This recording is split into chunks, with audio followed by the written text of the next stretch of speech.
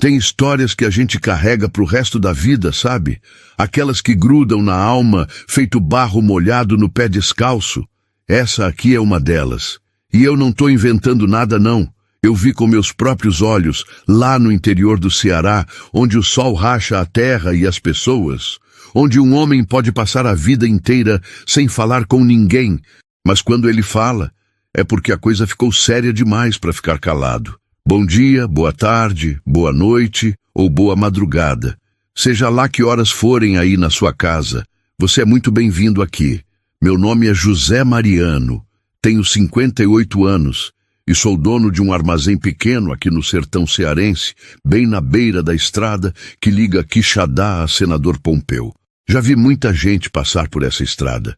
Gente fugindo, gente procurando, gente se perdendo. Mas ninguém como ela. Antes de começar, deixa aqui nos comentários de que canto do Brasil você está me assistindo. Eu adoro saber que tem gente de todo o país acompanhando essas histórias do Brasil profundo. E se você curte história do interior, do sertão, da gente simples, mas de fibra, se inscreve no canal. É rapidinho e ajuda demais a gente continuar trazendo essas histórias para vocês. Era março de 1987. O inverno tinha chegado atrasado como sempre, mas quando chegou, veio com força. A chuva molhou a terra ressecada por 8 meses de sol inclemente, e o cheiro de terra molhada encheu o ar, feito perfume de esperança renovada. As plantas brotaram da noite para o dia, e até os pássaros voltaram a cantar. Mas tem coisa que nem a chuva consegue lavar. Tem dor que gruda na alma e não sai, nem com toda a água do mundo. Antônio Ferreira morava sozinho numa fazenda a uns 15 quilômetros daqui. 54 anos, corpo marcado pelo trabalho pesado, mãos calejadas de tanto lidar com a terra. Os cabelos já estavam brancos nas têmporas e o rosto dele parecia esculpido em pedra pelo sol do sertão. Ele não falava muito. Na verdade, ele quase não falava nada. Quando vinha ao armazém buscar mantimento, farinha, rapadura, café, querosene, era só um aceno de cabeça, algumas palavras curtas e pronto. Pagava à vista, em dinheiro contado, e ia embora. As pessoas da região contavam que Antônio tinha sido diferente antes. Diziam que ele tinha sido casado, que a mulher era bonita e boa, que eles tinham uma filha pequenininha, coisa de 5, 6 anos. Mas num dia de janeiro, 20 anos atrás, 3 homens invadiram a casa dele. Antônio tinha ido até a cidade resolver uma pendência na prefeitura, coisa de documento de terra. Quando voltou, encontrou a casa revirada, a mulher morta na sala, e a menina tinha sumido. Nunca mais foi encontrada. Os homens eram jagunços de um grileiro chamado Delmiro Augusto, um sujeito que tinha comprado meia dúzia de autoridades e achava que podia fazer o que bem entendesse. Dizia que aquela terra era dele, que tinha papel passado em cartório, que Antônio era invasor. Mas todo mundo sabia que a terra era da família Ferreira havia 3 gerações. O avô de Antônio tinha desbravado aquele pedaço de chão, plantado o primeiro cajueiro, construído a primeira casa de taipa. Depois daquele dia, Antônio mudou. Ele foi atrás dos 3 jagunços e os encontrou numa bodega em Iguatu. O que aconteceu lá dentro, ninguém sabe ao certo, mas os 3 saíram carregados. E Antônio saiu andando, com sangue nas mãos e uma tristeza nos olhos que nunca mais foi embora. A polícia não fez nada. Delmiro Augusto não fez nada. E Antônio voltou para a fazenda e ficou lá, sozinho, lidando com o gado, plantando o que precisava, vivendo numa solidão que ele mesmo escolheu, porque não conseguia mais confiar em ninguém. Ele tinha aprendido que o mundo era um lugar perigoso, que as autoridades protegiam quem tinha dinheiro, e que justiça era palavra bonita que não chegava até o sertão. Então, ele construiu um muro invisível ao redor do coração e jurou que nunca mais ia se importar com nada nem ninguém. Era mais fácil assim. Doía menos, mas Deus tem um jeito engraçado de bagunçar os planos da gente. Era uma tarde de sexta-feira, sol começando a descer, quando Antônio voltava da cidade montado no cavalo velho, carregando uma saca de milho e outra de sal. A estrada de terra vermelha estava molhada da chuva da noite anterior, e o cheiro de mato verde subia forte. Ele ia devagar, no trote manso do animal, pensando em nada, como sempre fazia. A mente vazia era a única forma de não lembrar. Foi quando ele ouviu um soluço baixo, depois outro, e um choro abafado, daqueles que a pessoa tenta esconder, mas não consegue. Antônio puxou as rédeas. O cavalo parou. Ele ficou parado, escutando. O som vinha de trás de uma moita de juazeiros, uns 20 metros para dentro do mato. Ele pensou em seguir em frente.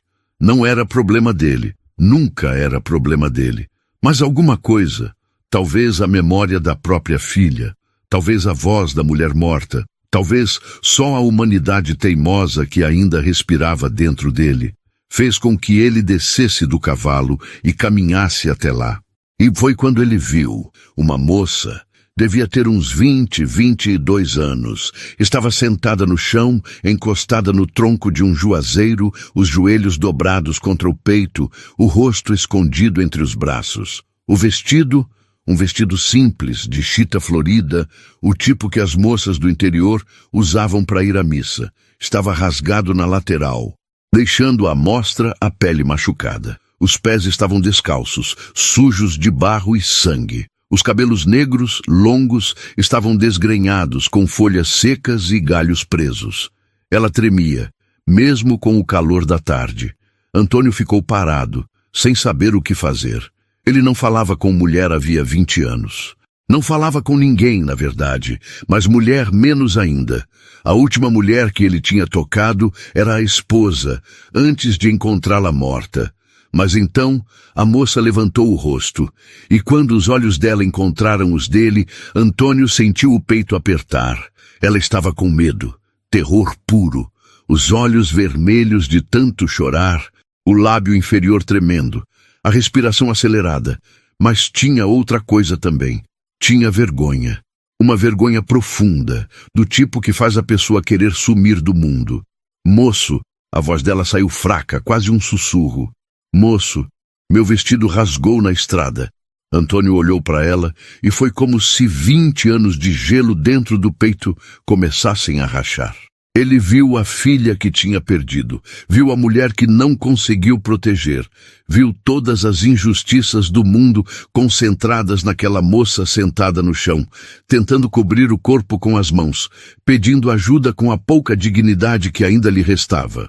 Ele não disse nada, só tirou a camisa xadrez que usava por cima da camiseta e estendeu para ela, virando o rosto para o lado para dar privacidade. A moça pegou a camisa com as mãos tremendo e vestiu rápido, cobrindo o corpo. Era grande demais, ia quase até os joelhos dela, mas cobria. E cobrir era tudo que ela queria. Obrigada, ela sussurrou. Antônio olhou para ela de novo. Você tá machucada. Não era pergunta, era constatação.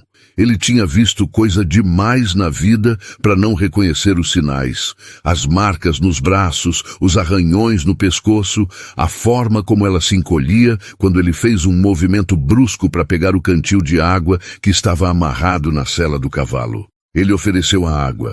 Ela bebeu como se não bebesse havia dias.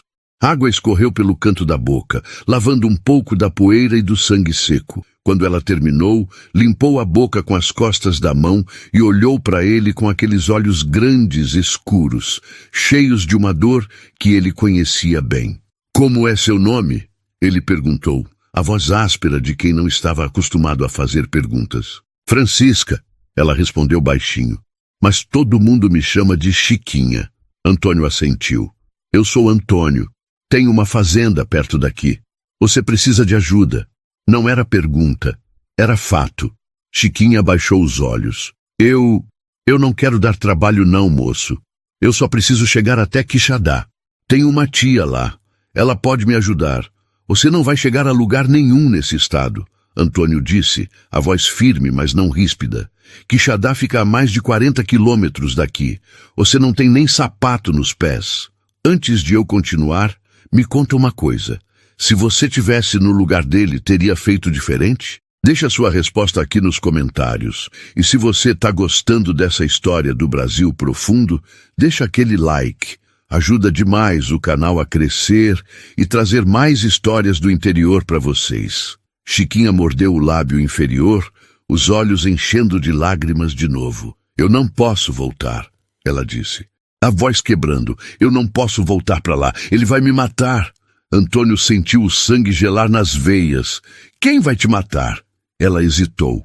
As mãos apertaram a camisa que agora cobria seu corpo, os nós dos dedos ficando brancos. Então, devagar, as palavras começaram a sair, tropeçando uma na outra, como se tivessem sido guardadas por tempo demais e agora não conseguissem mais ficar presas. Chiquinha era de senador Pompeu. Vivia com o pai, a mãe e 3 irmãos mais novos num sítio pequeno. A mãe tinha morrido fazia 2 anos, de uma febre que nunca descobriram o que era. O pai, quebrado pela dor, começou a beber. E quando o dinheiro da bebida acabou, ele começou a fazer acordos que nenhum pai deveria fazer. Tinha um homem na região, um tal de João Cesário, rico, dono de terra, influente. Todo mundo sabia que ele gostava de moças novas. E todo mundo sabia também que ele não aceitava não como resposta. O pai de Chiquinha devia dinheiro para ele. Dívida de jogo, dívida de bebida, dívida de empréstimo que nunca ia conseguir pagar. E João Cesário ofereceu um acordo. Ele perdoava a dívida se pudesse casar com Chiquinha. Não era casamento de verdade, era óbvio. Era posse, era compra. Mas o pai dela, afogado em cachaça e desespero, concordou. Chiquinha tentou fugir na noite anterior, pegou o pouco que tinha, esperou todo mundo dormir e saiu pela janela. Mas João Cesário tinha gente vigiando. Ele sabia que ela ia tentar. 3 homens a pegaram na estrada, a uns 5 quilômetros de casa. E o que fizeram com ela? Bem, ela não precisou falar. Antônio viu nos olhos dela, viu nas marcas no corpo, viu na forma como ela tremia. Quando eles terminaram, deixaram ela no meio do mato e foram embora rindo, dizendo que no dia seguinte João Cesário ia buscá-la pessoalmente para acertar as coisas direito. Chiquinha tinha esperado eles irem embora e começado a caminhar. Não sabia para onde, só sabia que não podia parar. Antônio escutou tudo em silêncio. Quando ela terminou, ele ficou olhando para o horizonte, a mandíbula travada, os punhos cerrados. Ele conhecia João Cesário. Todo mundo no sertão conhecia. O sujeito era podre, rico, mas podre, e protegido. O delegado era amigo dele. O prefeito era compadre. A justiça não chegava até homens como João Cesário, mas Antônio não era a justiça. E ele tinha aprendido muito tempo atrás que, às vezes, a única justiça possível era a que a gente fazia com as próprias mãos. Vem, ele disse, estendendo a mão para ajudá-la a levantar. Você vai ficar na minha fazenda até a gente resolver isso. Chiquinha o olhou com desconfiança. Por que o senhor está me ajudando? Antônio não respondeu na hora. Ele ajudou ela a subir no cavalo, depois montou atrás, segurando as rédeas. Só quando já estavam na estrada, o sol começando a se pôr no horizonte vermelho, é que ele falou, a voz baixa, quase para si mesmo, porque eu não ajudei quando devia, e não vou deixar acontecer de novo. A fazenda de Antônio era simples, casa de taipa caiada de branco, telha de barro vermelha, varanda pequena na frente. Tinha um curral com meia dúzia de vacas, um chiqueiro de porcos, galinheiro e uma horta que ele mantinha mais por teimosia do que por necessidade. Dentro, a casa era limpa, mas vazia. Móveis velhos, poucos, uma mesa, 2 cadeiras, um fogão a lenha, uma cama de casal no quarto. Não tinha foto na parede. Não tinha nada que lembrasse que um dia aquilo tinha sido um lar. Antônio fez Chiquinha sentar na cadeira da cozinha. Acendeu o fogo no fogão a lenha, esquentou água, pegou o pano limpo e um vidro de água oxigenada que guardava num armário. Isso vai arder, ele avisou, antes de começar a limpar os ferimentos nos pés dela. Ela mordeu o lábio, mas não reclamou. Deixou ele trabalhar em silêncio, limpando os cortes, passando o remédio, enfaixando. As mãos dele eram grandes, ásperas, mas surpreendentemente gentis.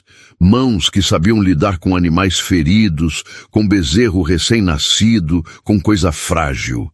Depois, ele preparou comida. Feijão que já estava pronto, com farinha, arroz e um pedaço de carne seca que ele fritou na banha.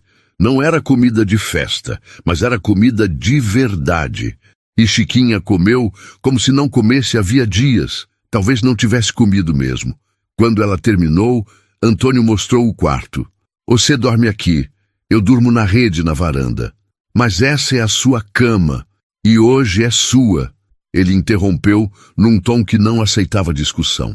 Amanhã a gente vê o que faz. Hoje você descansa. Chiquinha olhou para ele por um longo momento, os olhos brilhando. Por que o senhor está sendo tão bom comigo? Antônio virou o rosto, olhando para a janela, onde a noite já tinha caído completa. Porque alguém devia ter sido bom com minha filha, ele disse baixinho. E ninguém foi. Naquela noite, Antônio ficou na varanda, sentado na rede, a espingarda velha apoiada na parede ao lado. Ele não dormiu. Ficou olhando a estrada, escutando os sons da noite, grilos cantando, sapo coachando lá no açude, vento fazendo as folhas do cajueiro sussurrarem. De vez em quando, ele ouvia um soluço vindo do quarto. Chiquinha chorando. E cada vez que ouvia, ele apertava os punhos com mais força. Ao amanhecer, ele tinha tomado uma decisão. Agora, por um pouquinho, respira fundo. E toma um gole do seu café ou chimarrão aí. Me diz que horas são onde você tá e de que estado você tá me ouvindo. Eu leio todos os comentários e adoro saber que tem gente do Brasil inteiro acompanhando essas histórias. Se ainda não se inscreveu, se inscreve agora para não perder a próxima história. O sol ainda não tinha nascido quando Antônio saiu de casa. Ele tinha deixado o café pronto, pão, queijo. Tinha escrito um bilhete. Coisa que ele quase nunca fazia, dizendo que voltava antes do meio-dia. Montou no cavalo e seguiu pela estrada, no sentido oposto de Senador Pompeu. Ele ia até o sítio do Zé Mariano, um dos poucos homens da região em quem ele ainda confiava. Zé Mariano tinha sido soldado, na mesma época que Antônio. Os dois tinham servido juntos no exército nos anos 60. Tinham visto coisa que ninguém devia ver. Feito coisa que ninguém devia fazer, mas tinham sobrevivido. E entre homens que sobrevivem juntos ao inferno, existe um tipo de lealdade que não precisa ser explicada. Quando Antônio chegou, Zé Mariano estava no curral, lidando com um bezerro. Era um homem baixo, atarracado, o rosto marcado pelo sol e por algumas cicatrizes que vinham de briga antiga. Ele olhou para Antônio e soube na hora que alguma coisa estava errada. Que foi? Antônio desceu do cavalo. Preciso de ajuda. E contou. Contou sobre Chiquinha, sobre João Cesário, sobre o que tinha acontecido. Zé Mariano escutou tudo em silêncio, o rosto fechando cada vez mais. Esse filho da mãe do João Cesário já devia ter levado uma surra faz tempo, ele disse quando Antônio terminou. Mas o problema é que ele tem gente, jagunço, e tem o delegado no bolso. Eu sei, Antônio disse, mas não vou deixar ele pegar a menina de novo. Não vou. Zé Mariano o olhou nos olhos. Viu a determinação ali. Viu também a dor antiga, a que nunca tinha sarado. E ele entendeu. Isso não era só sobre Chiquinha. Era sobre a filha que Antônio tinha perdido. Era sobre todas as vezes que ele não tinha podido fazer nada. Era sobre redenção. Certo. Zé Mariano disse, cuspindo no chão. Vou chamar o Raimundo e o Geraldo. A gente vai precisar de mais gente se o João Cesário resolver partir para a briga. Mas antes de partirem para qualquer briga, eles precisavam de prova. Precisavam que todo mundo soubesse o que João Cesário tinha feito, porque no sertão, por mais podre que o sistema fosse, ainda existia uma coisa chamada vergonha. E homem que não tinha vergonha na cara, quando todo mundo ficava sabendo das podridões que ele fazia, perdia o respeito. E homem sem respeito no sertão não era nada. Foi o Raimundo quem teve a ideia. Ele conhecia a Irene, a mulher que trabalhava na casa de João Cesário. Faxineira, cozinheira, a mulher via tudo o que acontecia naquela casa, e ela tinha nojo do patrão, nojo e medo. Se eles conseguissem convencê-la a falar, levou 3 dias. 3 dias de Antônio vigiando a casa, garantindo que Chiquinha ficasse escondida e segura. 3 dias de Zé Mariano e Raimundo conversando baixo com Irene, ganhando a confiança dela, prometendo proteção. E no fim, ela falou. Contou sobre as outras moças, sobre como João Cesário as pegava, usava e depois descartava como lixo. Contou sobre a última, uma menina de 16 anos, que tinha aparecido morta no Rio 6 meses atrás. Todo mundo disse que tinha sido acidente, mas Irene sabia a verdade. No 4º dia, Zé Mariano levou Irene até o Padre Cícero, o vigário da paróquia de Senador Pompeu. Padre Cícero era homem de Deus, mas também era homem do sertão. Ele sabia quando a lei falhava. E ele sabia que, às vezes, a palavra da igreja pesava mais que a palavra do delegado. Na missa de domingo, com a igreja cheia, Padre Cícero subiu no púlpito e falou. Não falou o nome, mas todo mundo sabia de quem ele estava falando. Falou sobre homens ricos que achavam que podiam comprar gente, sobre homens que usavam poder para machucar os fracos, sobre como Deus via tudo, e como um dia a justiça divina chegaria para quem a justiça terrena não alcançava. A igreja ficou em silêncio. Depois começaram os murmúrios, e os murmúrios se espalharam, de casa em casa, de boca em boca. E quando João Cesário chegou na cidade na segunda-feira para tomar o café da manhã na padaria como sempre fazia, as pessoas viraram o rosto, não falaram com ele, não cumprimentaram. Trataram ele como se ele fosse invisível. No sertão isso era pior que qualquer surra. João Cesário sentiu o peso da vergonha pela primeira vez na vida. E quando um homem acostumado a ter tudo de repente é tratado como nada, 2 coisas podem acontecer. Ele pode se arrepender ou pode ficar perigoso. João Cesário escolheu ficar perigoso. Na terça-feira de manhã, 3 caminhonetes chegaram na fazenda de Antônio. João Cesário estava numa, com o delegado do lado. Nas outras 2, 6 homens armados, jagunços, o tipo de homem que fazia qualquer coisa por dinheiro. Antônio estava na varanda quando eles chegaram. Ele tinha mandado Chiquinha ficar dentro da casa, trancada no quarto. Zé Mariano, Raimundo e Geraldo estavam com ele, cada um armado com espingarda de caça. Não eram pistoleiros, eram homens trabalhadores, mas eram homens que sabiam que às vezes não tinha jeito, tinha que enfrentar. João Cesário desceu da caminhonete, sorriso arrogante no rosto. Era um homem alto, forte, de uns 40 e poucos anos. Usava roupa boa, bota de couro, chapéu caro. Tinha a aparência de quem tinha dinheiro e a pose de quem achava que dinheiro comprava tudo. Antônio Ferreira, ele disse, voz alta, cheia de confiança falsa. Ouvi dizer que você está escondendo uma moça que pertence a mim. Moça não pertence a ninguém, Antônio respondeu. Voz baixa, mas firme. João Cesário riu. Você sempre foi metido a herói, né? Igual foi quando perdeu a mulher e a filha. Como é que terminou aquilo mesmo? Antônio sentiu a raiva subir, quente e violenta. Mas ele se segurou. Violência agora seria o que João Cesário queria. Seria desculpa para o delegado intervir do lado dele. Eu não quero briga, Antônio disse. Mas a moça não vai com você, e se você tentar entrar nessa casa vai ter problema. O delegado deu um passo à frente. Antônio, não me faz ter que te prender. O doutor João aqui é um homem respeitado. Se ele diz que a moça é dele... A moça não é dele, uma voz feminina cortou o ar. Todos se viraram. Chiquinha tinha saído da casa. Ela estava pálida, tremendo, mas tinha o queixo erguido. Tinha vestido um vestido limpo que Antônio tinha conseguido. Tinha sido da mulher dele, guardado num baú havia 20 anos. Ficava largo, mas cobria. E ela estava descalça, mas de pé. Eu não sou dele, ela repetiu. A voz mais forte agora. Ele me pegou à força. Ele mandou os homens dele fazerem o que fizeram comigo.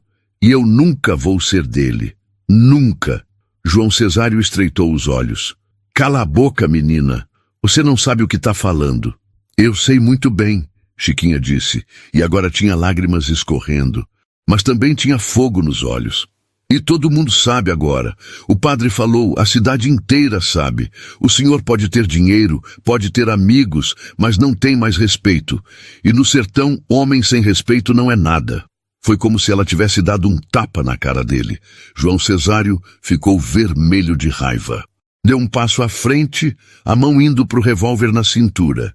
Mas Antônio foi mais rápido. Ele não sacou a espingarda, não precisou. Ele só deu um passo na frente de Chiquinha, bloqueando ela com o corpo, e olhou João Cesário nos olhos. E naquele olhar tinha 20 anos de dor, de raiva contida, de promessas não cumpridas. Tinha a memória da filha perdida, da mulher morta, de todas as vezes que ele não tinha podido fazer nada. Você vai ter que me matar primeiro, Antônio disse baixinho, e eu não morro fácil. João Cesário hesitou. Ele viu nos olhos de Antônio que não era blefe.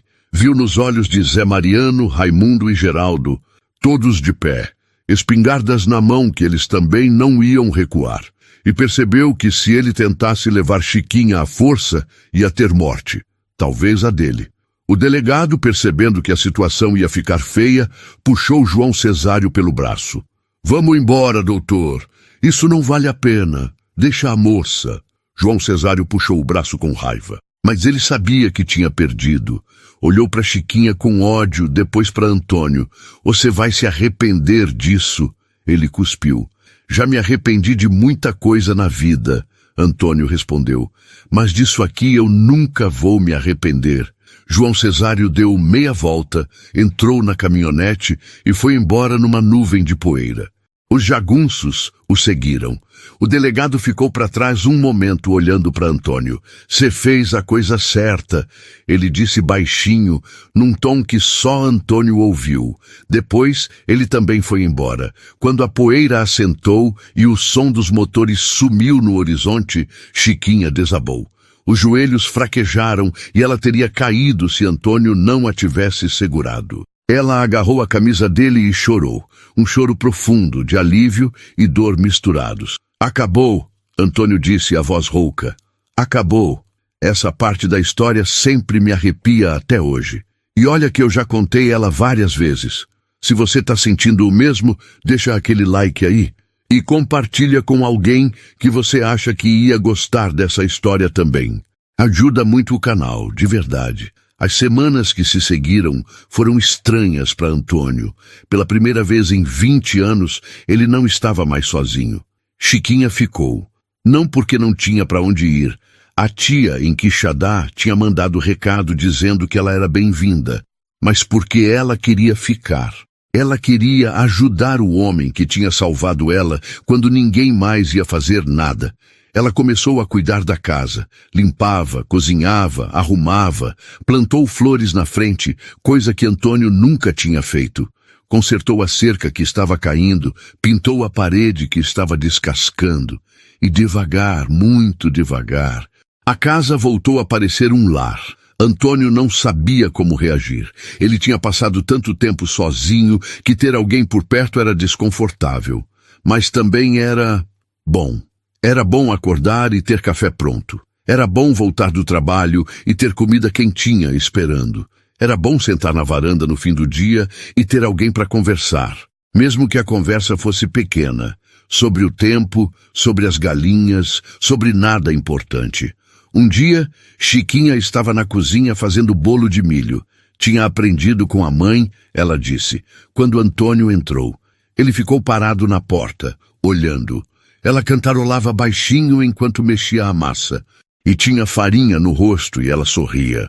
Sorria de verdade. Você tá feliz? Ele disse, surpreso. Ela olhou para ele, o sorriso ficando maior. Tô. Pela primeira vez em muito tempo, eu tô feliz. Mesmo depois de tudo, por causa de tudo, ela corrigiu. Porque eu sobrevivi, porque o Senhor me ajudou. Porque eu tô viva e tô num lugar onde ninguém me machuca. Isso é felicidade, sou Antônio. É mais felicidade do que muita gente tem. Antônio sentiu o peito apertar. Não de dor dessa vez, de outra coisa. Algo quente. algo que ele tinha esquecido como se sentia: esperança. João Cesário nunca mais apareceu. Uns meses depois, chegou notícia de que ele tinha vendido as terras e ido embora para o Recife. Diziam que ele não aguentou a vergonha, o jeito que as pessoas olhavam para ele. No sertão, reputação é tudo, e a dele estava destruída. O pai de Chiquinha tentou aparecer uma vez. Chegou bêbado, gritando, exigindo que a filha voltasse. Antônio conversou com ele. Não levantou a voz, não ameaçou, só disse que se ele realmente se importasse com a filha, ia deixar ela ser feliz, ia deixar ela viver, e que se ele tentasse forçar alguma coisa, todo mundo na região ia saber que tipo de pai ele era, o tipo que vendia a própria filha. O homem foi embora cabisbaixo e nunca mais voltou. Chiquinha cresceu naquela fazenda. Não em idade, ela já era crescida, mas em espírito. As feridas do corpo sararam. As da alma levaram mais tempo, mas elas também sararam, devagar, um dia de cada vez. Ela voltou a sorrir, a cantar, a sonhar. E Antônio, vendo isso, começou a sarar também. 2 anos depois, numa manhã de domingo, depois da missa, Chiquinha pegou na mão de Antônio. Eles estavam na varanda, tomando café, vendo o sol nascer. "Sou Antônio", ela disse. "Posso te chamar de pai?" Antônio engasgou com o café. Olhou para ela, os olhos arregalados. "Você não precisa responder agora", ela continuou, as palavras saindo rápidas, nervosas. "Eu sei que eu não sou sua filha de verdade, mas o Senhor me salvou, me deu um lar, me ensinou que ainda existe gente boa no mundo. E eu nunca tive pai de verdade. Só tive um homem que me vendeu, mas o Senhor é o que um pai deveria ser." Antônio ficou em silêncio por um longo tempo. Depois, devagar, ele estendeu a mão e tocou o rosto dela, um gesto que ele não fazia com ninguém havia 20 anos. "Você já é minha filha", ele disse, a voz embargada, "desde o dia que eu te encontrei na estrada." Chiquinha desabou em lágrimas. Abraçou ele forte, e ele abraçou de volta, e ficaram assim, pai e filha, que o sangue não tinha feito, mas o amor tinha escolhido. E talvez essa seja a verdadeira lição dessa história, que não importa quão longe você tenha caído, quão quebrado você esteja, sempre tem uma chance de se levantar de novo. Às vezes, tudo o que a gente precisa é de alguém que acredite que ainda tem algo de bom em nós. E às vezes, a gente é esse alguém para outra pessoa. No Brasil profundo, a gente aprende que a vida é dura, mas a gente é mais duro ainda quando tem amor no peito e propósito na alma. Antônio tinha perdido a primeira família, mas tinha ganhado uma segunda. E dessa vez, ele não ia perder. Dessa vez, ele ia proteger. Dessa vez, ele ia estar presente, porque redenção não é apagar o passado, é construir um futuro melhor com as cicatrizes que a gente carrega. Antes de ir, quero agradecer de coração a cada um de vocês que ficou até aqui. Eu sei que muitos assistem tarde da noite e eu aprecio demais essa companhia. Mas cuida da sua saúde, viu? Se já tá tarde aí, fecha o vídeo e vai descansar. Essas histórias vão estar aqui amanhã. E eu também não sou mais tão novo assim. Depois de horas editando esses vídeos, eu também preciso do meu descanso. Por isso cuido tanto da minha saúde e da de vocês também. Muito obrigado por estar aqui. Até a próxima história do Brasil Profundo. Eu quero saber onde vocês estão escondidos. Se você quer ver a próxima história se passando na sua região, comenta agora o nome do seu estado e a cidade onde você mora. Vou fazer um vídeo especial para o local mais comentado.